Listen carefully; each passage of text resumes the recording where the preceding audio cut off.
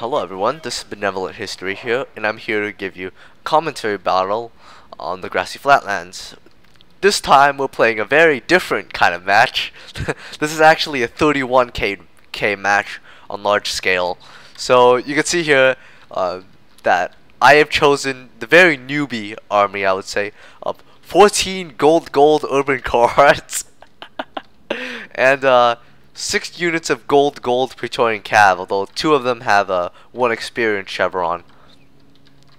And this is basically, this is supposed to be a 2v2 battle with my ally here, Vidar here, who's playing as the SPQR Romans. But unfortunately the Julii player, he had to leave, and that left me against that. So what we decided was essentially that for me to go up against the player here, I think his name was Prophet, and for Vidar to go ahead and deal with the AI. So this is mainly like a 1 versus 1 battle, with Vidar just going up against the AI, just to prevent the AI from interfering with Prophets and my battle. So I'm quite unaccustomed to this army, I would say, because I really I personally don't really play 31Ks that much, so you're gonna see a lot of inexperienced moves by my part. So the 31K is very different from 15K because essentially with 31K you're able to afford basically all the best units. So essentially Rome is probably the best faction to go with a 31K or any high money game. And also when the money becomes this high, archers don't become as useful, so it's probably best to not use any archers. No. Yeah. So with 31K, and if you're playing as Rome, it's best to send up a, let's say, a meat shield. I would say send up like a few urban courts and loose formation up in front to absorb pillar. That way your other units are behind won't be subjected to that many pillar throws, because pillar as Romans is totally devastating. And I would say that at the beginning stages of the battle, before you really engage in melee with urban court to urban court, Pilla is probably the best bet to win a battle. Because if you're able to throw more Pilla onto your opponent, you'll get the advantage in the fact that you have more men left in the melee. Anyhow, you can see my opponent, who's Knights of Total War Prophet. He's commanding an army of probably the same, yeah, 14 urban cards and 6 Praetorian Cav. Pretty typical of a army like this, of a 31K army, just urbans and Praetorian Cav. Jeez, pretty uniform army. It's not very diverse at all. If you're interested, the rules we had were no artillery, no elephants, and maximum of 6 cav units. So looks like Prophet forms this huge box, which in my opinion is not the best move, because in this box formation you're able to get outflanked very easily. And however, later on you'll see that Prophet makes a good move and you know, disengages from his box and actually surrounds me, and stupidly I get slaughtered. I get outflanked and slaughtered in this battle. You'll see my stupidity soon enough. It's funny laughing at my stupidities because I'm horrible, just plain horrible at 31K large scale battles, because these kinds of battles require you to have a kind of like attrition battle. it's like a prolonged melee, because you really have to rely on reserves and when to strike with the cavalry. So in this sense, so it looks like Vidar routed the the AI general. Anyhow, I send up these 3 units of urban cohorts up in loose formation. I immediately send them up to immediately begin throwing pillar, but unfortunately for me, Prophet actually shoots all of his pillar at my front units here, which in my opinion, he probably should have saved this pillar. I essentially targeted these urban cohorts with my urban cohorts and with pillar and told them to start firing when they begin charging. However, Prophet makes a good move in sending one of his cav units out to hit this urban cohort unit and essentially rout it. And unfortunately for me, I wasn't able to respond in time with my cav. So that was a good move by Prophet right there in routing that urban cohort. The enemy general is dead. His men So it looks like here that I send these urban cohorts in in loose formation. Obviously these guys get slaughtered. Poor them, poor men. And you can see that Prophet makes an outflanking maneuver with his infantry.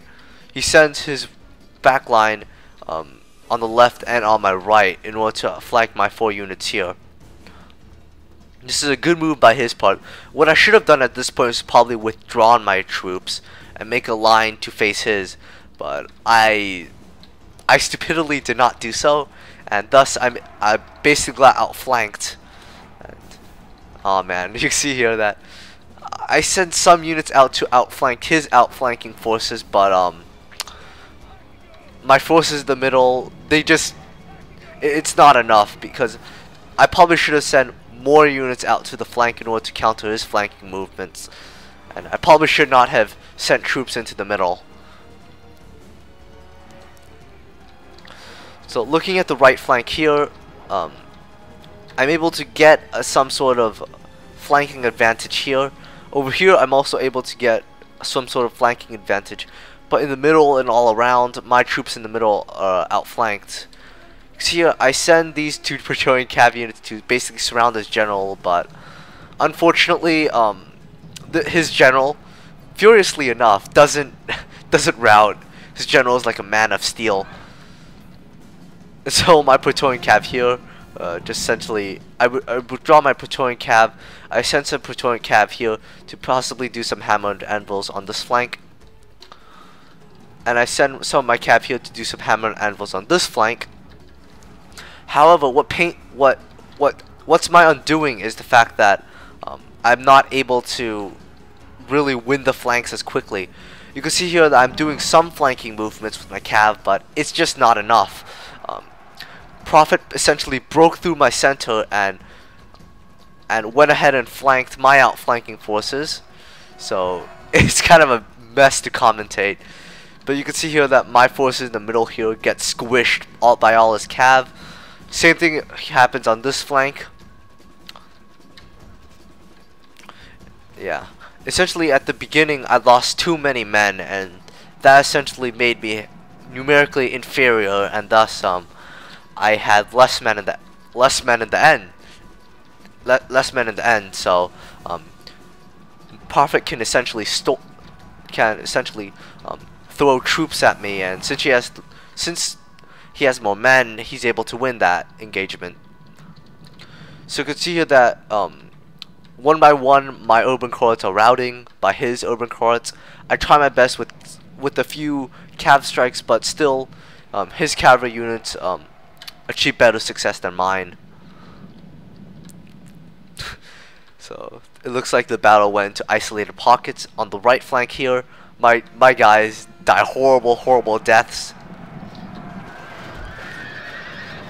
by his cav. Get hammer and anvil. These guys rout. The guys over here rout very quickly also. The guys over here also rout.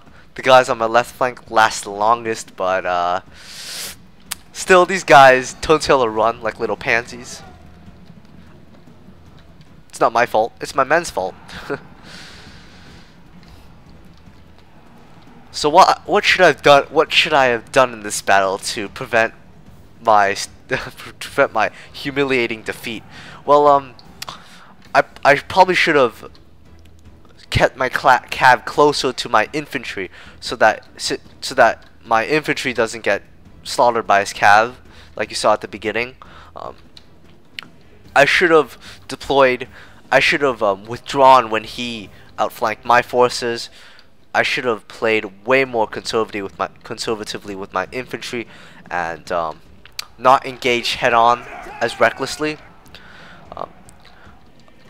Essentially, I should not have let those 3 urban cohorts on loose formation up. I should not have sent them up there in isolated forests, because I should have essentially sent all my forces at the same time. I should not have sent those 3 units on their own. That's why they routed so quickly. This is a shameful day for Rome. That one of its armies would turn and run from an enemy. Yep. So my armies, being the true heroes they are, won for the little lives, while Prophet's armies, glorious and buoyed on by the victories, even though basically half of the army are probably destroyed by now, are very happy. And Vidar on this flank was obviously enough able to deal with the AI. Typical. Ooh, look at this. Actually, look at this. Apparently Vidar's troops are being shot in the back by some Ultra Auxilia. I hope Vidar is watching this, because we can see one of his mistakes right here. Well, it's not too big of a deal. I'm sure this Ultra Auxilia unit gets its just desserts soon enough. Yep, I see some Praetorian cav coming this way. So I guess I'll skip ahead until wait and see and basically skip ahead and record the final confrontation between Vidar and Prophet. You'll see who wins back there. You'll see who wins in the final fight. The enemy's hearts are full of fear. Yeah, normal speed. You can see here that Vidar stands still. I think he puts his troops on guard mode. Sorry about that. Anyway, I think Vidar puts his troops on guard mode. So you can see that how it's kind of funny how these urban cohorts are just standing still. Anyhow, Prophet makes a good move in sending his Praetorian cav on the flank and routing that urban cohort right there. But unfortunately, unfortunately, Prophet's troops are very tired. You can see here, while Vidar's troops are fresh, and also Vidar basically has more cavalry units, and I don't know why, but Vidar at the beginning, for some weird reason, Vidar just just leaves his cav out here. I guess that's because he wants to wear down these urban cohorts a bit. So Vidar makes a hammer and anvil movement from the right and from the left, and you see some flying urban cohorts there, flying urban cohorts from here. Whee! Anyway, you see some flying urban cohorts, and the urban cohorts turn tail and run. The general is running away. This is no way for a leader to behave, but in battle, it's beyond belief. Yep.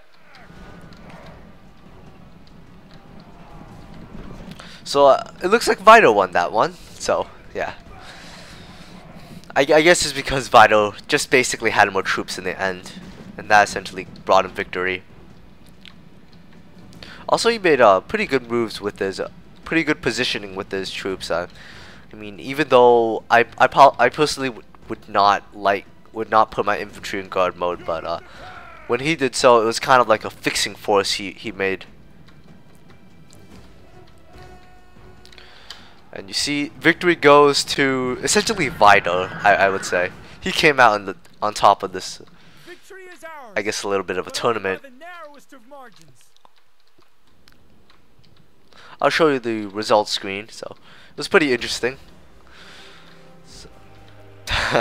So you could see my horrible mistake and my horrible slaughter of my men in this 31k. I hope you enjoyed my mistakes, and I hope you learned something from the 31k, and hope you comment, subscribe, and hope you rate the video, and hope you enjoyed watching. Well, thanks for watching, and I'll see you guys later.